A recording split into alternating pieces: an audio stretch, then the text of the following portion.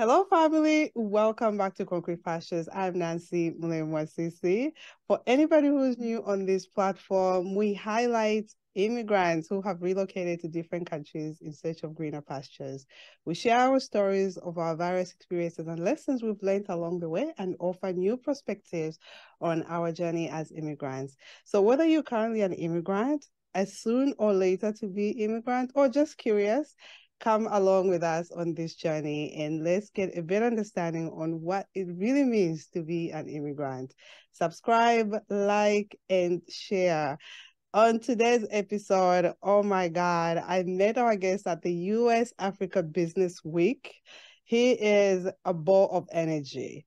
Okay, I'm just here to learn, and trust me, you'll be learning a lot today. He is so many things, but a little bit of him. He's a four-time entrepreneur and investor. He's an attorney and angel investor. In addition to that, Achumboro owns and operates two companies. Uplift Communities is a company that educates adults, teens, and children on financial literacy, which we're going to get into, entrepreneurship, leadership, life skills, college readiness, and workforce development.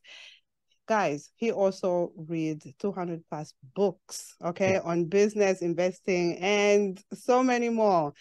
And also, I mean, he helps investors. He helps actually invest in early stage startups here in the US and also in Africa, something that I actually want to touch on. And I know that he's passionate about it. Let's welcome our guest, Achumboro Ataande. I hope this was better. With us. Thank you so much for the warm welcome. I appreciate it. I'm Oh, it's excited. such an honor to have you. I'm I'm jealous excited that to you are talk in with Jamaica. you. It's actually, I've traveled a lot, but I have not really been to the Caribbean. So Really? yeah, it's interesting. In a way, when I was younger, people laugh at me about this, but I used to think about, I come from, we immigrated to the US, and it took me a while to start accumulating quote unquote success, right? Mm-hmm. But when I started being able to travel about 10 years ago, I always looked at the Caribbean as a very rich, fancy destination, right? Because whenever you're on the trains in New York City, you see the Sandals resorts, and you only see I uh, know. a specific type of person who's going to that. And I just Yes. super expensive. So it was always out of my mind until really the last 2, 3 years is the first time I've been to the Caribbean 3 times now: Aruba, Puerto Rico, and Jamaica now. So You're going to the expensive places, the ones you're staying on the train, because Puerto Rico is expensive. I don't know if they even have exclusive, all-inclusive Mhm. resorts. I've been to Puerto Rico, but I was working, so I didn't pay for anything. Aruba is super expensive. So you're enjoy. We'll get into your success, but I know you are my fellow immigrant. You are from Ghana. You came here when you were young, Yeah, when I really was very young. young. Mhm. Yeah. And from doing my research, you've lived in BX. I didn't know that. You were living in Yeah, the Bronx. I lived in the Bronx until high school. And post high school I lived in Westchester. So Wow. I think something I try to share with people, especially when with Uplift Communities, where we work a lot. We do work in Bronx, inner city, Brooklyn, etc. And I think with entrepreneurship is specifically that grit and that toughness that comes from growing up in these environments will let you make it through almost anything. If you, Mm-hmm. a lot of business is about surviving and being able to take punches in the mouth. The Bronx definitely gave me that, and I appreciate that, those I lessons. mean, you gotta be tough. I was not raised in the Bronx, but when I first came to this country 21 years ago, I was surprised, Hmm. okay, by the Bronx. Hmm. And with living there, I just had to like Yeah, focus and yeah. mind my own business. But definitely I can see where you're coming from when it comes to like uh when you have that core of being tough, Hmm. business will beat you up in ways. So at least you have that background of I gotta be tough in order to survive. I gotta be tough. So we're already talking about business, which is something that you are passionate about. Um, what advice, I just want to start from here actually, like what advice would you give to upcoming entrepreneurs? So I had dinner with one of my really good friends, Bunyamin Taskapin. He's phenomenal. He's a trust attorney, to say the least. He runs people who are mega wealthy, their trust. And when I was first starting out my business in law school, I started my first company at the end of law school, my third year. He told me that I should take the bar. He told me I should take the bar, that I should have something in my backup plan, and I did not listen to him. I said, no, I'm passionate about this. I'm going to continue doing this. I don't need to take the bar, so I didn't. A year and 2 years later, essentially making no money, no money, figuring it out, I had realized that he was right. He was right. And so one of the biggest things I tell people, the big lessons from that, don't quit your day job, right? Keep cash coming in. I think many people are sold the story that we have to quit our job and just jump into it head first. And I would actually say that most people should transition into entrepreneurship. It should be something that they do 1, 2, 3, 4, 5 hours after work, before work, on the weekends as well. And then as they build up the clientele and the cash flow, one, they can either hire out and expand, which is what I would suggest, or they can go into it full time when they have the cash to cover the expenses plus grow the business. So that's my biggest suggestion to entrepreneurs is keeping your day job. Don't think you're less of an entrepreneur because you're doing something that keeps paying the bills. That's actually a key part of the process to actually succeed in this. There's so much pressure, on social media. Everybody, you've just pointed it out. I left corporate after these many years, and I just jumped into my business, and it's so successful. And this is the story that we are sold. And for some of us that are starting out, it's just like, what am I doing?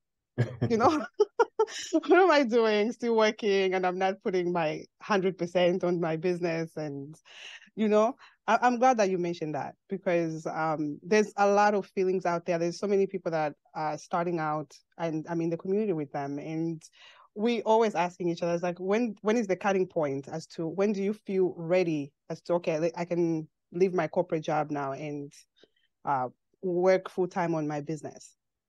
Yeah, and I think it's something I'm also going to highlight and talk about, because I usually talk about this on the side or sometimes when I'm on stage. But because entrepreneurship was romanticized so much, people have this notion that they're failures when they're actually just going through the process, right, of being an entrepreneur. And it's mostly downs. The ups are amazing. Don't get me, the ups are amazing, but when you're starting off, usually it's mostly downs. And I actually am more worried about people who succeed early because sometimes it builds in bad habits, right? Okay. We all can get lucky. Don't get me wrong. I want you all to succeed. I want everyone to do really well, but we all can get full of bad habits if we're not doing the right things. We don't have the right systems in place. We don't have the right people in place. We don't have financial management tools, etc. And you just see this big influx of orders or cash, and then you don't build the right type of discipline. So when the hard times come, the business collapse. So that's something that I really want. It's failure is part of the process for the vast majority of people. All right.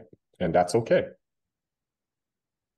Some of us, a lot of people do take failure to be something that's really hard to come out of. What advice would you give to someone? Because you've been at this for a while, and what are the lessons you really truly learned from failure? So no one, no one really tells you about the stress of managing a business, the cash flow management, the employees, if you even have any, and then managing yourself, and just everything about business itself, the sleepless nights of calculating what you're going to do tomorrow, strategizing, all of that, the effects of it. I actually recently talked about it, but I would love to hear from you, who's been doing it for a while. No, I think those are great points. And stress is one of the biggest ones. I think as we were starting this conversation, I said that I'm in Jamaica right now. I've been working, this is the part people don't see, right? You're working 70 to 90 hours per week. And my business friends have been telling me, hey, I think you should take a break, because they see what's going on. And I think you should. And I couldn't for the last 2, 3 weekends. I couldn't take a break. So I finally said, you know what? I'm going to come out here, try to shut down for a few days and reset. But what you can do regarding stress, and this is why I keep on hearing it's part of the process. So while I read a lot, and one of the things that I love to read is books, autobiographies, or biographies of other entrepreneurs, successful entrepreneurs. And what you'll see after reading their stories, you'll see, if it's written truthfully, you'll see really a timeline of failure, right? And you'll see so many times that they were almost at the brink of bankruptcy, from SpaceX with Elon Musk to so many other people who went through it. You see, that's actually the real story. Like, there's a romanticized part, and we celebrate people. Steve Jobs, people don't realize when Steve Jobs came back to Apple, they were a few days away from bankruptcy. So, and now Apple's what the largest company in the world in terms of revenue, in some ways. So, understanding that and seeing, especially the super successful ones, seeing, hey, that was part of their story too. That can give you, that can de-stress you a bit, but this goes back to my first statement about make sure you keep your day job till you really have this, running well. Okay. So, and don't burn bridges. Do not burn bridges. Don't say, hey, I'm leaving this job, I'm never coming back. You never know, right? You never know. And humility, actually a second thing, humility. One of my biggest issues with my first business, I could not ask for help. I was like, hey, I'm this attorney who done strategic advising. I can't seem to be someone who doesn't know everything, right? I have to be perceived as someone who has all the answers all the time. And that was, I think, one of the key reasons for my failure of my first business. So being humble and being able to say, hey, I don't know this, while you're working really hard to figure out the answers on your own, that's going to, and being open to accepting other people's help is going to take you far. So that's something I would say, having that humility is because a lot of people are rooting for you. A lot of people are rooting for you. Some people aren't. That's the truth. It's Some true. people aren't. But a lot of people are rooting for you, and that humanizes you a bit, right? We see these people, we see them on screens, we're like, oh, they live perfect life. We don't. We have stress. Some of us have children, family, right? So much going on. Sometimes I know I talk with all of my fellow, we talk to each other. Cash flow issues. I have friends that are owed hundreds of thousands, if not millions of dollars, right? and they have to run their payroll, but people aren't paying them. Yeah. Because of the limelight of success, they can't really say anything. And that's all this pressure, not necessarily because of something they didn't do. Somebody's just not paying them what they're owed. So I would say humility really will diffuse some of the stress that you'll feel in this. No, that's really good advice. I want to get to Uplift Communities. What inspired you to create this community, this business? So it's interesting. You talked about my background, right? So I am an attorney, 4-time entrepreneur, angel investor, speaker, and I just accepted a position to be an adjunct professor at Parsons University. Nice. But I didn't learn any of these skills before law school, right? And how many hundreds of thousands Black and brown people in New York City, let alone the millions around the world, who have not been taught any of these skills, right? The skills that you really need to succeed in life. And it was been on my heart for a while. And one of my friends, Jeff Lindor from the Gentleman's Factory, he actually told me, I plan to do this after I became wealthy. I wanted to go back, do for free. Because one of the things I knew growing up, I wouldn't listen to somebody if I didn't feel like they were somebody I wanted to learn from, right? Yeah. So that's how to develop rapport quickly. And he actually showed me there's a budget, and there are schools that are actually looking to have long engagements on this. So that's where Uplift derived from. It was my want to give people the skills that I wish I had. And we're doing that with schools. We're doing that middle schools, high schools. We've done work with prisons, Rikers. We're on demand in Rikers, actually. So that was, yeah, that's been great. And we've done some work with some jails around the city. However, one of the next things I want us to grow into is to work more with adult populations in general around entrepreneurship, leadership, and workforce development, because I'm very worried especially in the Black and Brown community, what's going to happen around AI, robotics, and automation. Yep. If we don't rapidly upskill, the poverty we experience now is going to seem like it was the good times if we look at it in 50 years. So I'm very worried about that, and I want to be part of the solution to making sure we don't have that dystopian future. Wow.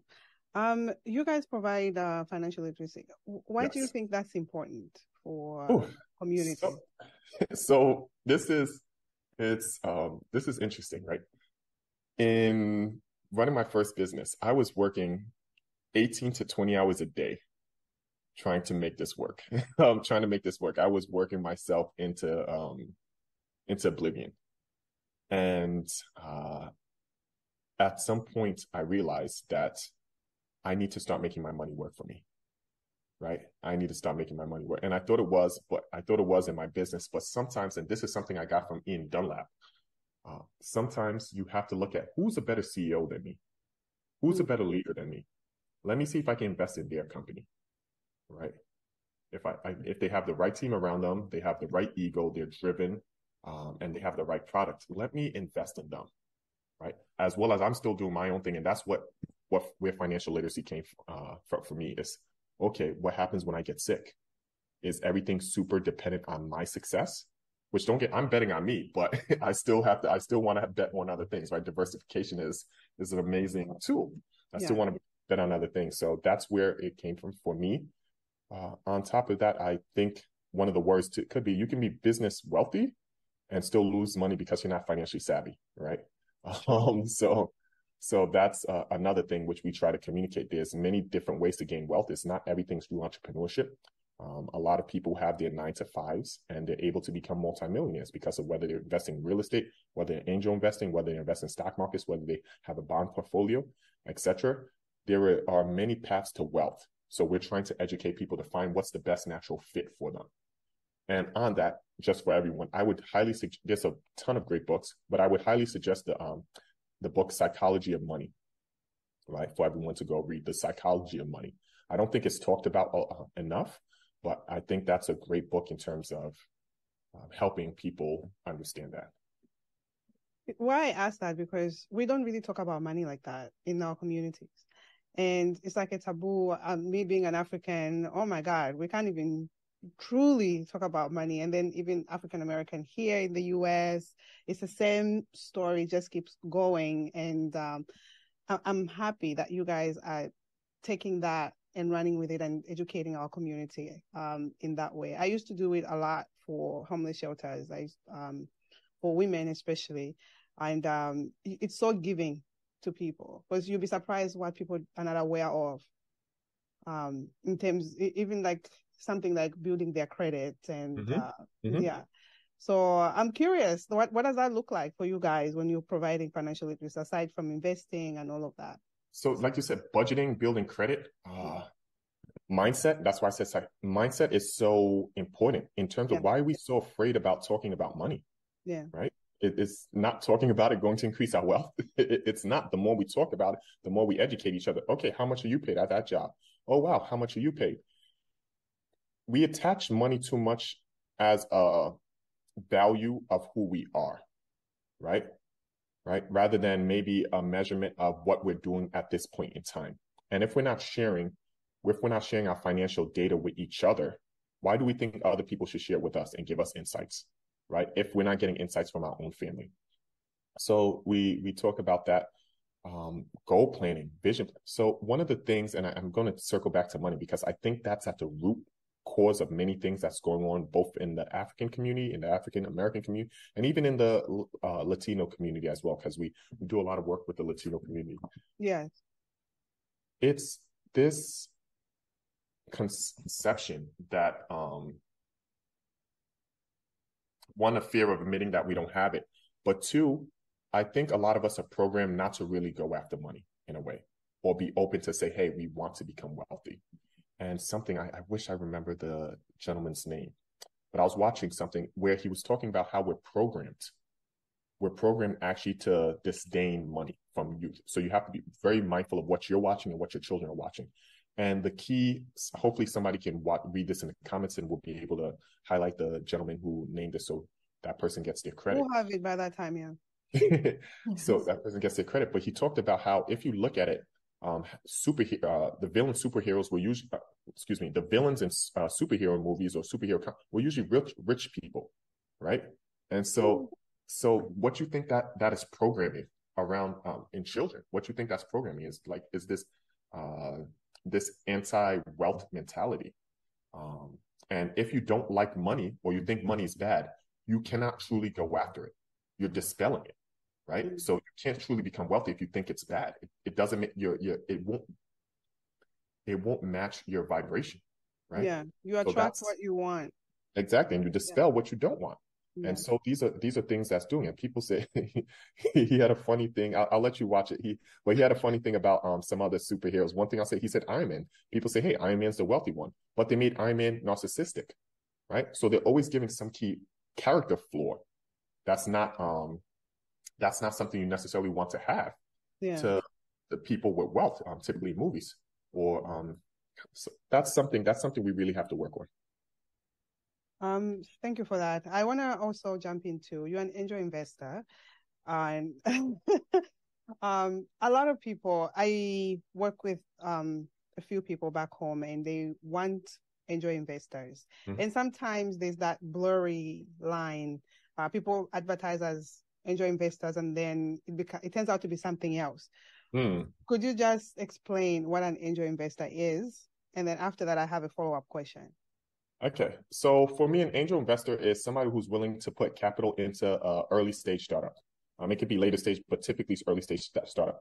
And what you're looking at as an angel investor, the reason why people call angel investors, because it's kind of at this point, this business, we're not saviors. We are not saviors, but it's save me or save my dream. Yeah. Right. You're at the stage where nobody really has the belief in you. Yes. Because you're at such a risky point. So you view these people, these investors, as angels in a way. So that's kind of like the connotation around angel investor. Now that can range from anybody putting up a few $100s, granted most people don't consider that, to depending what part of the world you are. In New York, it's $25,000. Other parts of $1,000, $5,000, $100,000. You really don't see angels who are doing more than $250,000. That's more like you're getting into VC world with those types of checks, VC venture capitalist world. But that's more or less an angel investor. But I don't want to. I know I said larger numbers. You can really start this with $500, $1,000. There's different ways, especially for my. And I think I mentioned it when I was speaking at the event we both were at. Mm-hmm. One of the things that I think the diaspora should do is not just send remittances back home. We should start investing in companies or people we know who are doing good work, not in people with just ideas, not in people with just ideas, because most people who send back, we don't have money to risk in that way.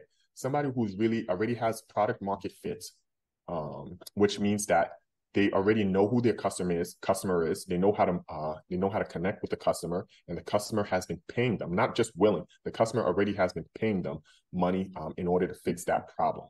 Right. Yeah. So that's something I would say, somebody who's doing and help them scale up. Because if you do this, and if we start doing this in mass, what will happen is we will create the jobs that our family members who we're sending remittances back home to can go and work at. So instead of having to send remittances, we can actually create a wonderful flywheel by doing that. So that's something I would say in terms of angel investing, looking at it from that angle. But also knowing when you're looking at angel investors, we understand the risk. Or you should. Don't come to angel investing and you don't understand the risk, right? You're doing good if only 9 out of 10 startups that you invest in fail, and one does remarkably well. So there's a high likelihood of failure in this investment landscape. So typically what we're looking for is companies that are going to grow at such a high multiple that it'll cover all our other investments. Right? Not just the investment we made in this company. So we're looking for at least one company go 100x plus. Okay, so it can cover all the other companies we invest in. Plus, you're also looking at a longer timeline to exit.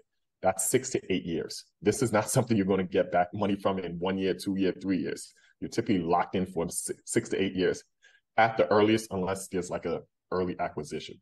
But those are some things in angel investing, and it's a long road to go down, but those are some basics. No, that's what I love about your when you were a panelist at the event. And I think a lot of people misunderstand what it is to be an angel investor, and they want their return almost right away. And this is a startup we're talking about. The business owner is just, they need help to be, just to pick up a little bit so the business can start somewhat. And then eventually you get your return in some way. But I really wanted for you to clarify that. And my follow-up question, you actually, I think, answered it, was what are the requirements that you look for in order to invest before you invest into a startup? Yeah, so I haven't been obeying it with my last. I just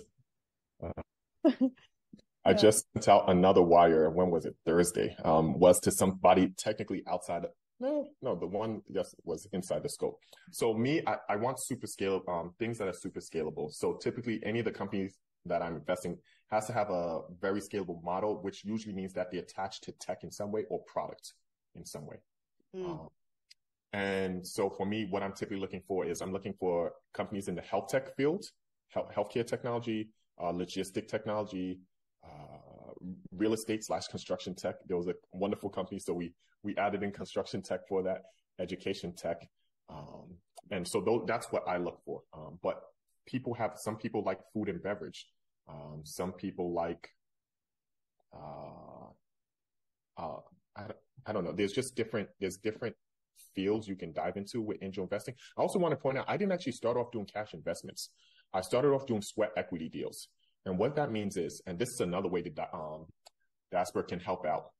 What you have the skill set that you developed over here, right? You have the skill set. Maybe you have 1, 2, 3, 4, 5 hours, 10 hours a week that you can say, hey, instead of me giving cash, because what most businesses are utilizing the cash for is to go hire people, right? Hire people, buy equipment. Hire people, buy equipment or marketing. So what you can do is say, hey, instead of this, maybe I'm a lawyer, maybe I'm a marketing person, maybe I have sales experience, maybe I'm an accountant. Hey, instead of I can help you with your books. I can help you when you're finding for 0.5% of your company or 5% of your company or 1%. You probably wouldn't get 5% unless you're going to be doing this full time. But you can do that and work your way in and start learning. And that's what I did. My first three deals was sweat equity deals. So that's another way to start learning and getting involved. No, that's really interesting. I haven't heard that one before. The sweat equity. That's really good. Anything else? How can people actually that's a great question. I guess find you and start, I guess, for you to start looking at whatever they have for you as an angel investor? So this is one I'll say even before. So I thought you were going to ask, how can people find deals? That too. I was actually going to ask that on the flip side. Yeah. No, because there's people that are looking for deals, because there's Africans that want to give back home. Like where is that? So what's both sides of the coin? Then we'll answer. You start with one first. Okay. So let me start off with where people can find deals. So there's a few different websites. One of them is angel.co, angel.co, angel.co. No, excuse me. That's another website, angellist.co, angellist.co. And on angellist.co, you're supposed to be accredited investor. And what you can do on that is you can join a syndication. A syndication usually is a bunch of angels who are coming together to invest in something. You don't have to come together with them, but what you want is deal flow. You can see the deals that they're pushing. They're pushing and promoting and saying, hey, these are things we're looking to invest in. If you want to get in here, you can see. And that can be a quick way to start having massive deal flow. Because what you really need to say is you want to be eliminating companies, not just jumping at the first thing you see.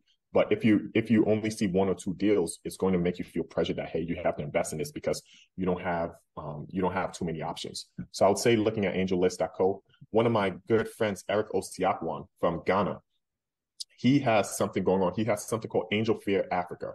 They actually have an event going on. It's their 10th anniversary, and it's happening. Let me see. I just pulled it up for you. It's happening November 29th through December 1st of this year. But they're going to do it every year, where they're bringing together.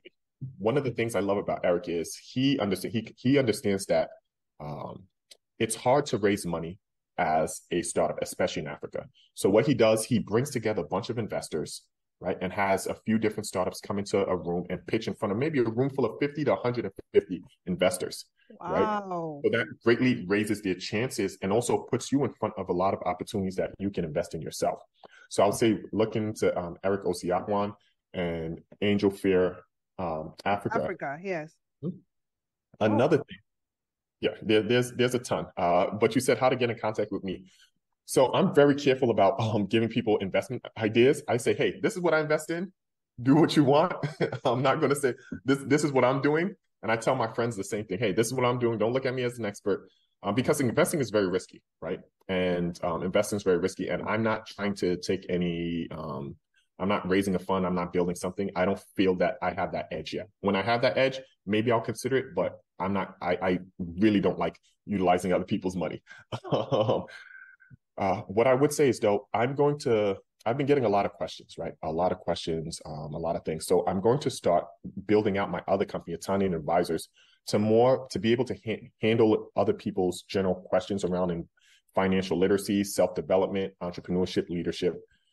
So if you look us up on Instagram, Ataande and Advisors, Ataande Advisors, excuse me, on Instagram, we'll build that out more, and we'll also relaunch our YouTube channel, because all these books I'm reading and all these questions I'm getting, I think I have to merge that somehow to provide value.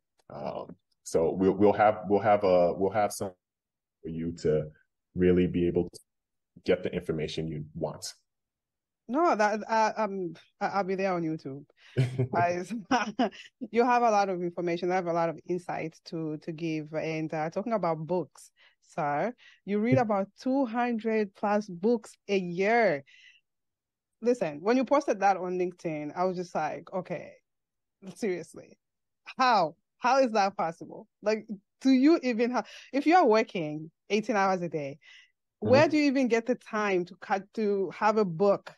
Because, like, how long does a book take you? Like, okay. So I learned in law school, I'm a faster reader. I had to learn that. I learned that my second year of law school, because I was a slow reader starting off in law school, and it was like, oh, I'm not going to make it. And thank God by the middle of second year, it finally clicked in. My ability to read became exceedingly rapid, right? What I would say is most of my books are, if you turn the regular reading length, between 6 to 11 hours. I'm able to get them done in about 2 to 3 hours, wrapping them up in 2 to 3 hours. But I count that reading time as part of your work time for me, especially as a CEO, especially as a leader, especially as somebody who gives advice to other people. It is my job to sharpen my sword, right? A lot of us just want to start hacking away at the tree instead of sharpening the axe first and spending 2 to 3 hours. And then only, as Abraham Lincoln said, spending most of the time sharpening the axe rather than hacking at the tree. So that's how I look at reading. And in order to fulfill the goals that I have for myself and my family and my company, I really have to push myself. And that's why it's that 200 hours, because I have a good friend, Dale Ferdinand.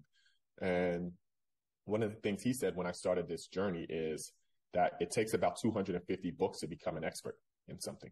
right? To top in something. So you're there already. So a lot of life is, especially if you're trying to reach your goals, is about compressing the time to get there. Right. And how can you compress the time? Can you read more books? But that's not for everyone. There's actually another really good friend of mine, Ibuka, who is very anti. He's come around to it a bit, but he's very anti how many books I read. He has a different process. And so that's why I say it's not for everyone. He has a different process. And I think Bob Proctor would even back him up a bit on this. He has a different process where he'll read one book, but he'll read it 100 times. So he knows it inside and out. He knows it inside and out. So I wouldn't say that reading that much is for everyone. I do suggest reading a lot, but maybe you want to read a few great books over and over again. However, I really think investing in these books, because it's essentially people who have lived amazing lives, accomplished the things we want to accomplish. Yeah. They've distilled their life into a $20 to $25 product, where if we were consulting them, it would probably cost $50,000 to $100,000. So I think it's a phenomenal investment in terms of the money you're spending and the time you're utilizing. Are you ever going to write your own book? At first I was like, no. At first I was thinking no. I think there's a lot of phenomenal books. However, if I think I can provide a unique insight, I will I can provide a unique insight, or that it's really needed. Maybe it's not even a unique insight. It's just that I have to reiterate a few points because maybe I'll be able to have a platform that can reach a few people that they would want to hear from me versus hearing it from somebody else. That's something I would consider. But it would have to be up to my quality standards. So we'll see. Nothing's in mind right now is the short answer. Wow. Do you have any favorite books that you would like to share with us that, God. I have a ton of favorite books. It's funny, somebody asked me this. I was just at the a few weeks ago, I was at the Columbia Africa Conference, and my friend Boosie introduced me to one of her good friends who's doing some phenomenal stuff in I think Morocco. I believe it was Morocco. And she asked me what are the top 5 or 10 books I read this year, and I couldn't name it. I really couldn't name it because I can name my favorite books, but once you start reading a lot, it let me posit it like this. When you read a few books, you find that wow, almost every book is changing your life. And I'm not saying that doesn't continue happening, but a lot of what you're experiencing, and the books have great insight, but a lot of what is the Dunning-Kruger effect, right? So we read something or we learn something and we think we're an expert at it, right? That's like, hey, you go from 0 to 1 and you're like, oh, this is the mountaintop. Yeah. But then you read 50 more, you're like, wait, I was so far from the answer. No, that doesn't mean the book wasn't still phenomenal. It was, but you realize that. So I don't jump to, but some phenomenal books the Unreasonable Hospitality. It's the book about how I think I don't want to misname his I think Will Guerrero. I don't want to misstate his name, but it's a book of how they created the #1 restaurant in New York, kept that for about 4 years running. And I actually took my wife there for our 2nd anniversary, and it was phenomenal. I love the book. So this is less business, but this is what I love to read people's stories, especially it's business but success. Trevor Noah. I could not believe what is it called? Born a Crime. I think I read that 2 years ago. I could not believe his story. No, I'm here to read that book actually. One of my friends actually sent it to me, and it's in my my book list to read. Everybody talks about his story a lot. Oh, God, it's I'm not going to spoil it, but it almost brought me to tears in terms of just what it was something. And you look at people and you realize you really don't know almost anybody's story till they tell you. You really have no idea. I know there's a new Elon Musk book, but I loved his book SpaceX. Was it SpaceX by I think Ashley I'm forgetting her last name, but Ashley wrote it. Wow, other books. I like 10X by Grant Cardone. 10X by Grant Cardone. Traction. That's a phenomenal book for business owners by Gino Wickman. It's a phenomenal. If you can just read that book and build your business around it, it's going to put you light years ahead.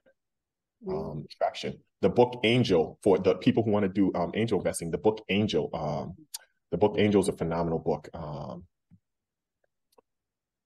can go on forever. It really depends what you're looking for, but there are a ton of amazing books out there. Do you read actual books or you also listen? So I primarily listen, and comes from most of. Oh wait, you this is audio. Yes. So nice. I primarily listen. So I'll say I do 99%, 98% listening, and then I'll read a few books. And that's because as a business owner, most of what you're doing is reading. You're reading reports, you're reading messages, you're reading emails, things like that. So I don't have the bandwidth to read. But however, whether I'm in a car, driving, commuting one way, I can put in my headphones and I'm there and I can focus. Some people would prefer physical books. That's okay. But in order for me to get to my goals, I prefer reading. And that's another thing I'll say.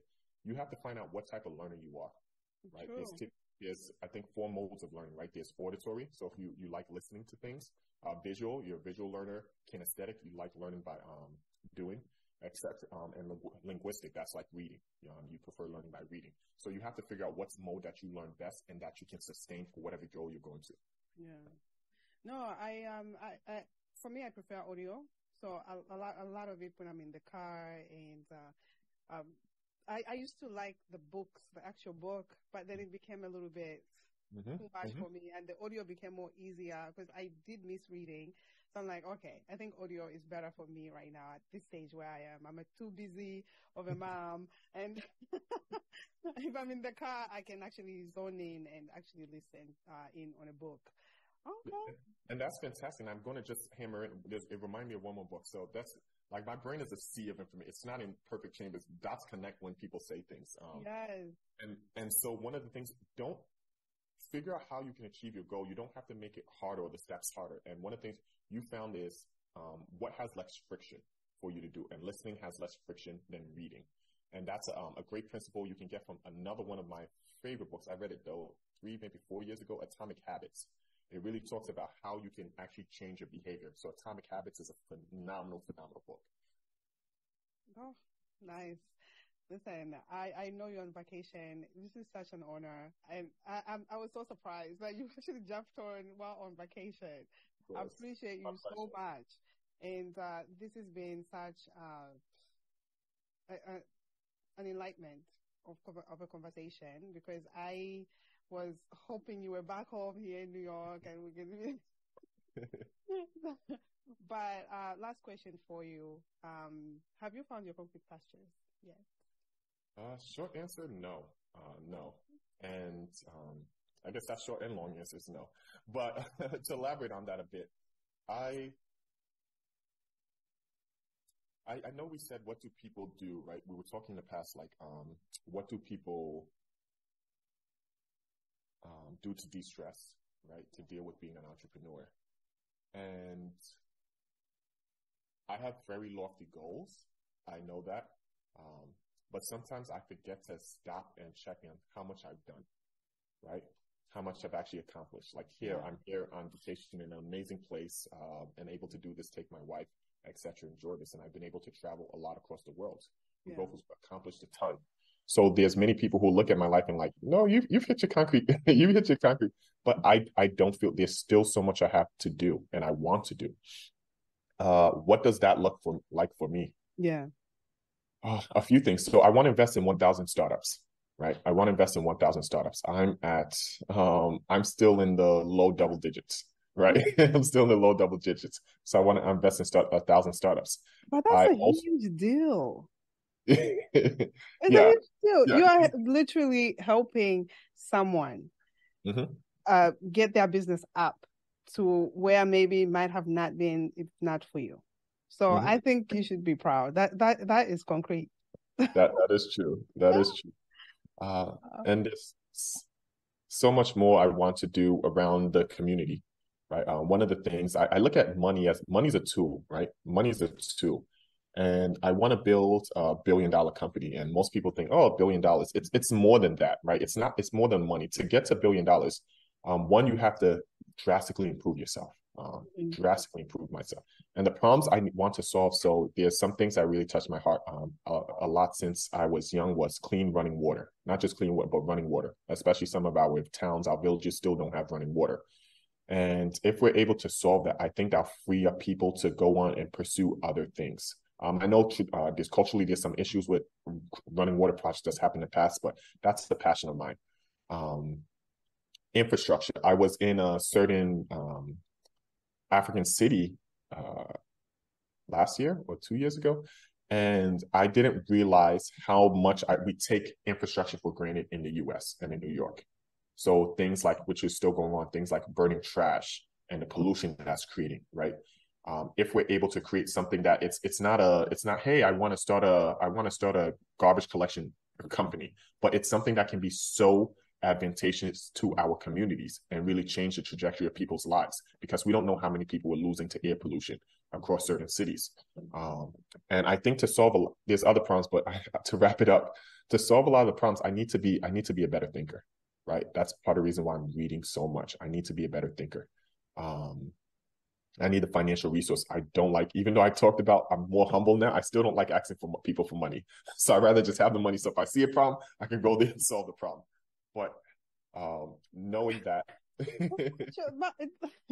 You said that we have to have that humility and we can be able to ask. Yeah, I know. That's what I'm saying. I hate being a hypocrite. So I'm still working on being able to ask for certain things. I'm still working on that. Don't worry. I want to bring that up because I have the same problem. Yeah, I'm still working on that.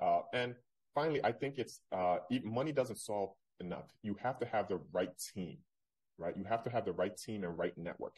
So I believe in building a billion-dollar company. I'll be able to have the right people around me that I don't just trust with building this company. We can say, hey, let's go try to help out this city, this town, this neighborhood, right? This country. Yeah. Let's go try to help that. And I'll have the people I can trust. So it's not just a money thing, it's a people thing, right? Do you have the right people around it? Because you can throw money at a problem and you have an even bigger problem later. So those are some of the things that I'm thinking about and what I'm working towards, God willing. Listen, God is always willing, and I love the problem solving. I remember growing up, and just to take you back for my little story.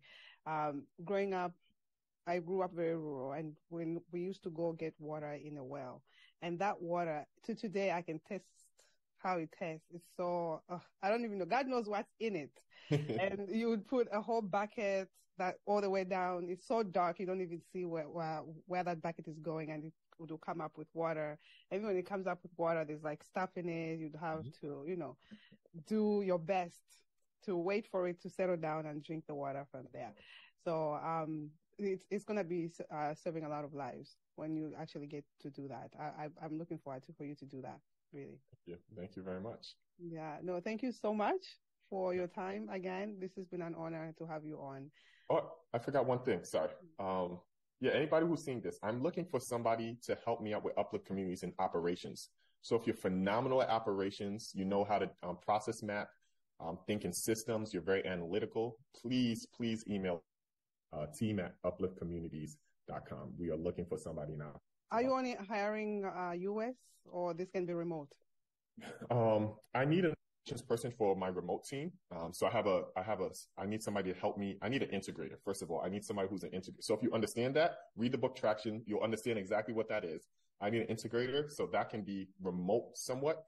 But in terms of operations, I need somebody in New York specifically, because they have to physically manage the team, at least for the time being. Okay.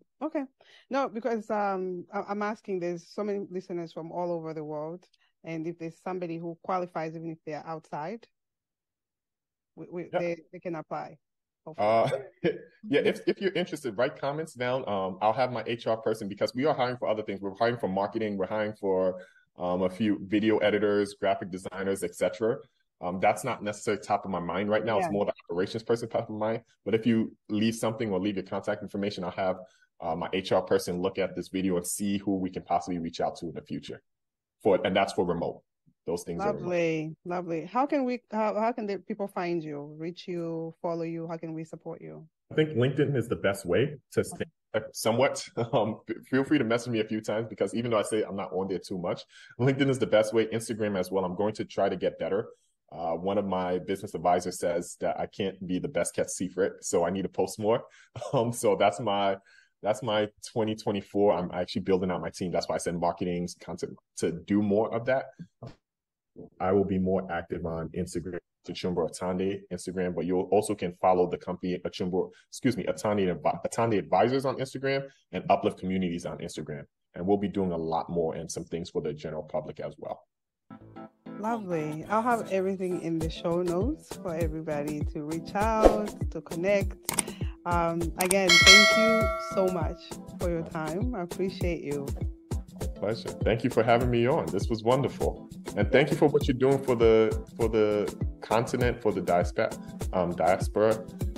all of us. Thank you. I know you're really bridging that gap in media, stories. It's such a big part of that. So thank you. This is not easy. I know, keeping up, doing research, using editing, copying, posting, all that. So thank you. Thank you very much. Thank you so much.